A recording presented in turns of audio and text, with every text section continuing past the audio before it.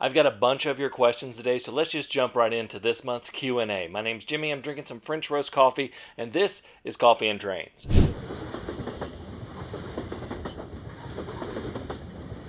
This video is brought to you by Model Railroad Academy. Model Railroad Academy is your online resource for model railroad instructions, ideas, and information, with loads of tutorials and articles for model railroaders of every skill level. One video that I've enjoyed recently is Martin Tarnow's fast and easy method for creating a prototypical cityscape.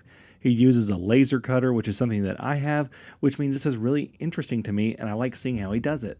Plus, you can find tutorials on everything from bench work to electronics to scenery, all sorts of things there. The first 1,000 people to sign up at the link in the description below will get a full year of premium membership to Model Railroad Academy for $1.49. Offer is valid for new members only. If you want to tell me what kind of coffee you are drinking and be featured just like these guys right here, you can do that in the comments below, and who knows, you might see your name pop up on an episode of Coffee and Trains. Also, this is the monthly Q&A where I answer your questions. If you want to have your question answered in next month's Q&A, you can put it in the comments below, and I just might answer that next month. So if you want to get that in, try to get it in within a week of this video getting out, because that's when I start to collect the questions so that I can get ready to produce the video. Cheers, guys. David Thompson 1661 asks, what brand of 3D printer do I recommend for a beginner in 3D printing? Well, it depends on what kind. I would say if you're doing filament printing, something like an Elegoo or a Creality printer is going to do you just fine. Those are great starter printers with a ton of support and a big community that you can build off of. If you're looking for a resin printer, I cannot recommend Elegoo enough. I have an Elegoo Mars 5 is my printer right now. Also, Anycubic makes good printers.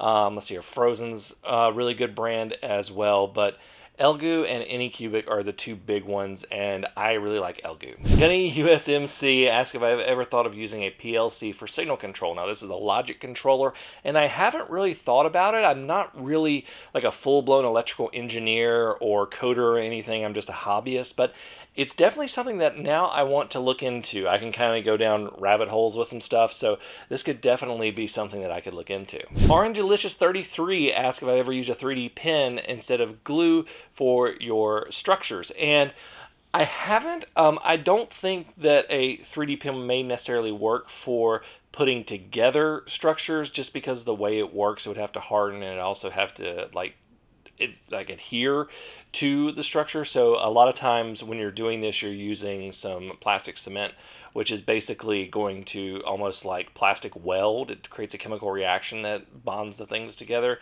and you're not going to get that with a 3D pen. What I think it'd be cool for would be doing custom shapes with 3D filaments and things like that. But I don't think it would be the best for doing gluing like that versus something like Tamiya, like plastic cement and those kind of things. Andrew Lavergata says that he has gotten into HO scale for his new layout after using N scale, and he wants to know what is the most detailed item that I have or want to have on an N scale layout that you feel looks correct. So the thing about N scale versus HO scale, obviously it's the size difference, but you can definitely get more detail in HO scale. You can put a lot of those little Easter eggs and details. For N scale, you're really trying to trick the eye into thinking something's there a lot of times, but you can still put a bunch of details. I'm currently working on designing a 3D print for the feed mill over here that is going to have a lot of intricate detail. But again, I'm also going to be trying to trick the eye. So really, I think it's like you can put a few things that kind of lead the eye. So maybe a few signs, maybe just like a few things that hint that something's there, and you don't necessarily have to go into full detail with that.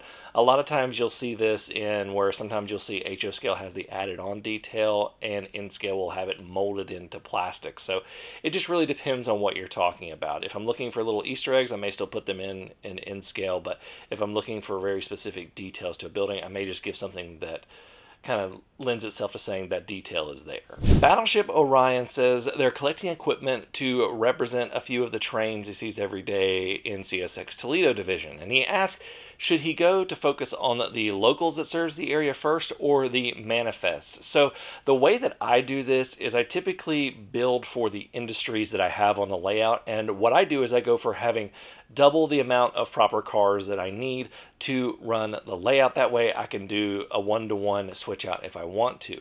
And then any extra cars that I do, I just put on manifests, because you can mix manifests any ways that you want to go. For those who don't know, manifests are just freight trains that have all sorts of different types of cars. So yes, focus on the locals first. This is at least what I would do. And then whatever you're buying after that, you can put on manifest. You can also create unit trains after this. But that way, if you're doing switching, you've got your industries ready to go with the proper cars they need. Shukaku the Crazy says, how can I create a loop while still being good for operations? They kind of want it all, which is what we most want. Well, there's a couple different ways to do this. The smallest way that I say you can do this and still have a loop is to use the loop as your runaround track. I did this in MRR1, where the loop was basically my runaround track for switching those two industries, and it also had an exit point. And that's another big thing for a loop. You want to have a place that it can connect to the rest of the world, theoretically. The other option is to have something where you have a portion of the track hidden, kind of like what I have here with this layout. I've got the area like basically coming around here all the way out to this way is basically hidden and is part of staging. But yeah, those are two main ways you can do that, one for a smaller layout and one for a larger layout. Thomas L. Durbin asked about boosters and what is a rule of thumb on how much track needs how many boosters. Well, really, I don't apply too much of the booster stuff for track. What you really need to look for, obviously, if you have large spaces, you're going to want boosters. And basically, if you have decent sized power districts, I'd say have a booster in each power district. But what you really need to look for boosters is really how many trains are you running, because those are what are going to draw the amps.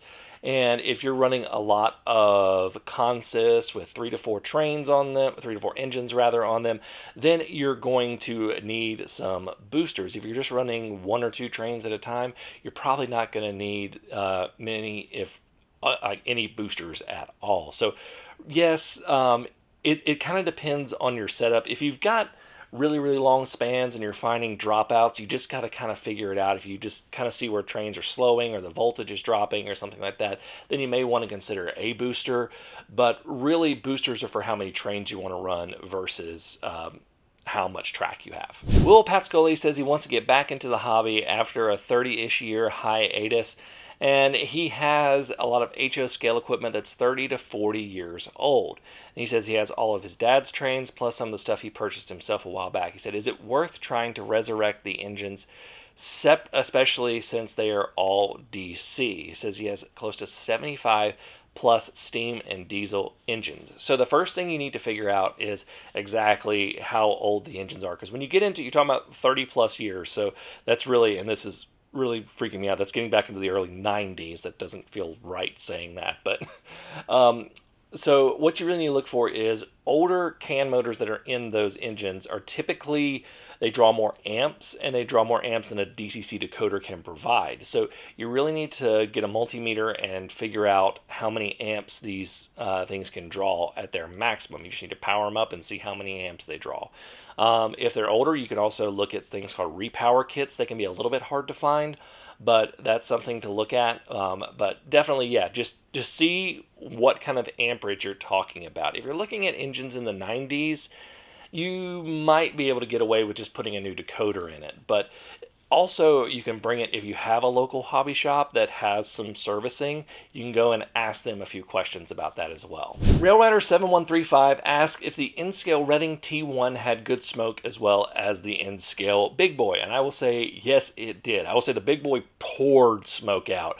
But the Reading T1 did a good amount of smoke too, and it was really impressive. It's a little bit harder to load, but Broadway Limited does have a tutorial video on that. You just have to go look at their website.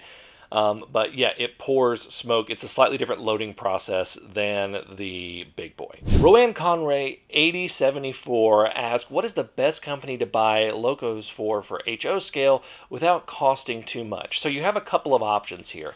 And the good thing is that a lot of the bigger companies in model railroading have tiers. So like for instance with Atlas, you have Trainman, Silver, and Gold. And with Athearn, you have Roundhouse and regular Athearn, then Athearn Genesis. Walthers, you have Walthers Trainline, then Mainline. So it really depends on what you want. So really, those three companies that I just named are going to have really good offerings for more budget-friendly locomotives. I really say like Athearn Roundhouse and regular Athearn, also Atlas Trainman and Atlas Silver, because Atlas Silver and Gold, basically the difference is the Gold has a decoder and Silver doesn't. And then they also have a top tier called Masterline, which is one that is like their top tier detail. So but those are going to be locomotives that are reasonable. Also, Walthers pretty much has the cheapest locomotive that you can get in HO scale right now. You can usually find it. I think it's a GP9, and you can find it for like under $70. Bachmann will have some of their low and mid tier locomotives as well.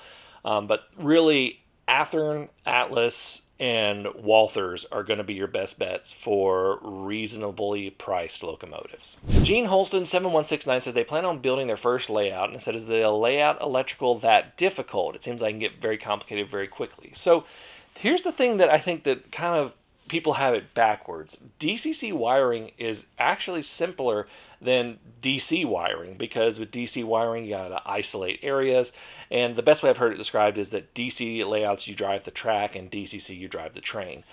Basically, you can do it with just hooking a single wire up to run a train. The problem you'll run into is, like, let's say you have turnouts that cut off electricity to certain areas, you may lose electrical flow. So basically what I say is, like, if you're not sure about it, there's a lot of different rules of thumb, especially if you're building a larger layout, but just have feeder wires that connect to every area that could be isolated from another spot electrically. So think turnouts, think crossovers, think things like that. A lot of people have rules of like every 3 pieces of track or every 6 feet, and that's a lot of times if you're doing flex track or larger layouts, and those are good rules in general, but really just make sure that you have a connection that's solid around at every area that could potentially have a dropout or a lost connection due to a turnout or a crossover or something like that. Gmango 10 says, how do you create a good looking forest for a mountain? So what you're trying to create here is a forest canopy that basically covers a mountainside if you're looking for something with deciduous trees.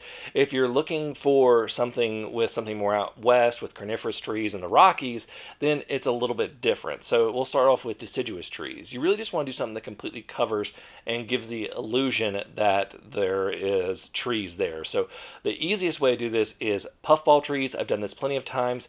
The slightly more expensive way, but also can give you some more detailed results, are something like Woodland Scenics Forest Canopy or Super Trees. Take a little bit more work, but can give you a great result. And if you're doing something like out west, you need to take a look at tree lines for those coniferous pines and things like that, because they usually stop at a certain spot and then it's just nothing but barren rock after that. So take a look at mountains like that if you're doing something like the Rockies. Chad Portanga 7858 says, have you done anything with programming an Arduino for an IR detected grade crossing with advanced warning so that it works like a real crossing? So I have actually done this. One of my first projects used a photoresistor instead of a IR sensor, but you can do the same thing and just do the wiring a little bit differently. It'll send the same signals. But what you need to do really when you have that kind of setup, if you want to do it with IR signals and you want to do it properly, is you need 4 sensors. You need one that's the initial trigger that you need to put far off that can trigger it with a reasonable amount of time before it gets there, and then one right there on the other side that is when the train clears, it shows that it's clear and it can get out of there. And then you need the same setup for coming in the other direction, and that's just for a single track. If you have double track, you got to do 4 sensors for each track. This is why I actually really like doing DCC current sensing, because you can just have the whole area sensing and it'll just stay on until it does that. So, but that's how you would do the IR sensor, and that tutorial is one of my first ones, so I'll go ahead and link that at the end of this video. Broken Mind 74 says, good day, guessing you're from Australia, love you guys down there. And he says he has some old Kato N-scale trains that he's tested and they work, and he said, is there a way to get them to run the same speed at the same time? So really, the only option you have for that is DCC. DC trains, you can't really adjust. I mean, I'm sure theoretically you could by figuring out some stuff with resistors and stuff, but overall, you really can't with DC. With DCC, you can adjust speed tables or the low, mid, high settings in the decoder, depending on how detailed you want to get. But DCC is going to be the only way that you can really adjust locomotives to run the same speed at the same time. I'm guessing you want to do some consisting probably. That Stopotion Guy 27 asks about recommendations for terrain and mountains. He says he's doing some Alaskan mountain terrain. So there is a few different ways that you can do mountains. So the cheapest way you're going to have really probably is the cardboard webbing, which I actually did on my last layout. And this is basically you're just going to cut any sort of cardboard into strips and you attach them together and you use them to form kind of a web mesh that you then put plaster of Paris sheets over so that you can do that. Another way to do it is to use foam and layer it up and then cut it to the size that you want. Another way to do it, a lot of times I've seen people do, is something like chicken wire if it's going to be a larger mountain size. But all three of those will give you a good basic shape for your mountain, and then usually just covering with some kind of plaster or plaster Paris of sheets will do you, and boom, you'll have a mountain.